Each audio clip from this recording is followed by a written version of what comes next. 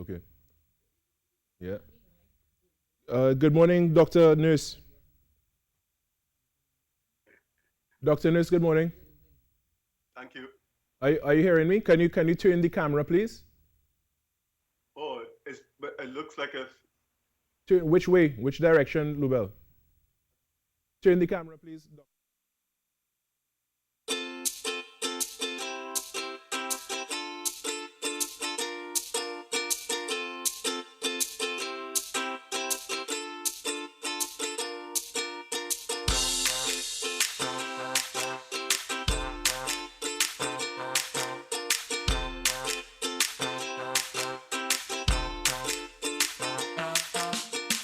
Good good morning again for those of you who are just joining us, and of course for those of you who have been with us for the morning so far, welcome back. And we are just gonna take a look at the local weather forecast, and then after that, on the flip side, we're gonna have an interview with Dr. Keith Nurse. But let's take a look at the weather right now. Those April showers have been few and far between. Across Piarco, it's been an extremely dry April, and we're hoping for any sort of rainfall over the next few days. I have been seeing some moisture building across the Guyana. Some of that could reach us by Friday, but we'll still be seeing a few of those early morning showers, especially across Tobago's hillsides through your morning and into the afternoon. We could be seeing some generally sunnier weather coming through, and the breeze will be picking up as well across the Windward Road for Roxborough, coming down towards Scarborough into Canaan. Should be seeing some breeze as you end your day.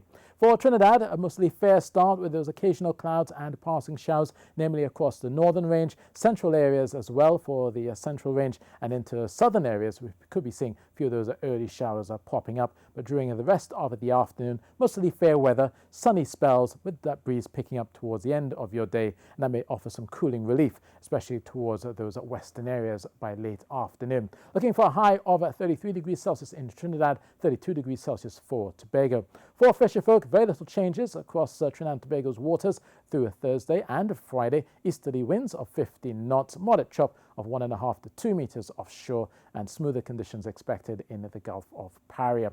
Now, we have been talking about the low reservoir levels across Trinidad in particular. We can see here from Wassa that for Caroni Arena, there's 37% capacity right now. It's usually at about 63. So obviously you can see that we've not been seeing a lot of rainfall over the last few days. We could be seeing some more moisture, however, by late on Thursday going into Friday. But again, as you go through this dry season, conserve, conserve, conserve. So that's weather, and that's it from me. All right, so we got it there from Ian Wallace himself. And we see that there may be some smooth seas for those who are our fishermen who can go out there and get the raw produce and stuff for us who need to consume it. Again, they are considered essential workers as well, so they are still out doing what they have to do to help keep us fed. So for those who so it's not for those who are for people to go out on the beach and have a good time. Just remember that is, although the weather is quite nice as described by Ian Wallace there, but it is for, at least for our fishermen, it's good news so that they can do what they have to do and do their part as an essential service. Now we're going to be chatting with Dr. Keith Nurse. He is the principal and president of the Sir Arthur Lewis Community College, and he is joining us live from St. Lucia, and we are speaking remembering Tony Hall. Good morning, doctor.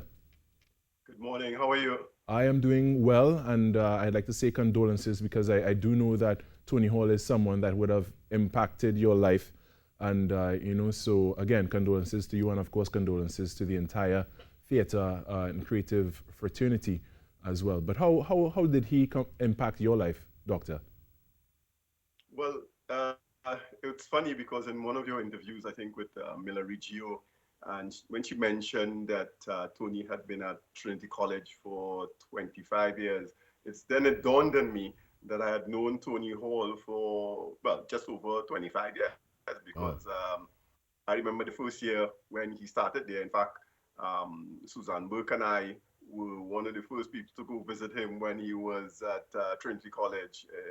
And so it must mean that I knew him even before that. Right. And so it was quite remarkable to have that recollection of that process. So yeah, Tony has been a good friend, but more importantly, a mentor and an educator for someone like myself, as well as a colleague working in the cultural and creative industries. Of course, and from the accounts we've heard from the people that knew him and were close to him, he was somebody that, evoked a lot of feelings. As the old adage goes, you will forget what people say, you'll forget what people do, but you remember how they make you feel. When you first met Tony, what was that feeling? Well, in many respects, I was doing research on the cultural and creative sector with Ralph Henry from the University of West Indies. We were doing the first economic mapping of the cultural sector and creative sectors here in Trinidad and Tobago. And that's where I would have first encountered Tony. Thereafter, in fact, in part arising from the research, we attempted to create something called the Entertainment Industry Development Export Company, right, which was spearheaded and funded through TIDCO, which was the predecessor of the Tourism Development Company. And so through that experience of trying to build a capacity to create policy, to create funding, and to create mechanisms to galvanize the sector, Tony was involved along with people like Winston Montano, Marshall Montano's father, Peter Schoon, Suzanne Burke was the general manager, and so on. And so we were working to build the capacity of the sector. And so that's one of the things that strikes me about Tony Hall. It's that he was involved in so many institutions. If you count from the days of Trinidad Theatre Workshop to Panyan, Gael, Lord Street Theatre, most recently the Bois Academy, and the list goes on and on and on. So he's an institution builder. And I think that's an important element of his legacy that we need to cherish and celebrate. Definitely, definitely. I know you're here to speak of three elements of the Tony Hall story in relation to the creative industries, and one of which is his leadership style. What can you tell us from your experience of Tony's leadership style? Well, that's the great thing about Tony. He was definitely not of the run-of-the-mill. So, for example, whenever he would first engage you in any topic, or particularly for people who he was meeting for the first time,